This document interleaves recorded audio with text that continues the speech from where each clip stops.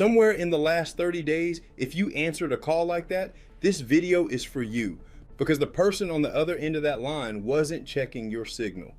They were collecting a single word in your voice, and the word they were after was yes. One syllable. And the moment you said it, it was already being packaged to authorize a transaction on an account of yours. No card number, no PIN.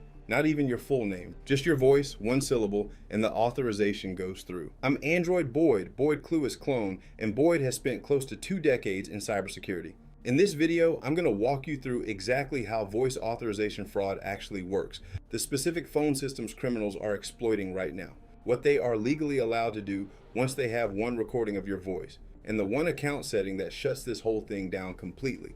It exists. Most people don't know about it. Stay with me until the end because the fix is not common sense. It is a specific account setting that your carrier has never once advertised to you. So let me tell you where this actually started for me.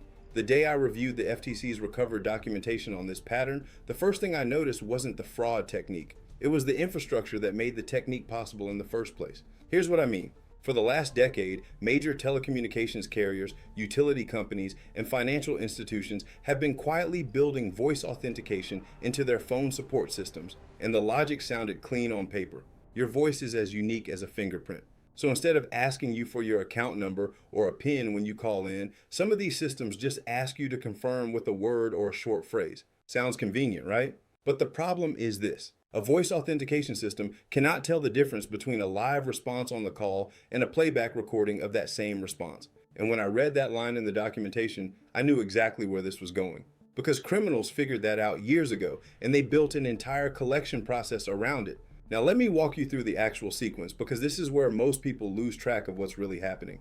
There are 2 stages to this. Stage 1 is collection. Stage 2 is submission. And they usually happen days or even weeks apart, which is part of the reason this pattern is so hard for people to connect back to their own account. Stage 1, the collection. You get a phone call. Sometimes the number on your caller ID is spoofed to look like your own carrier's customer service line. Sometimes it's dressed up as a generic survey. Sometimes it's as simple as, "Hi, is this Boyd?" Or, "Can you hear me okay?" And that's the entire point of the call. They are not trying to sell you anything. They are not fishing for a password. They have one job. Get you to say the word yes in a clear, isolated recording. Because the second you say it, they clip that audio down to just that single word and they store it.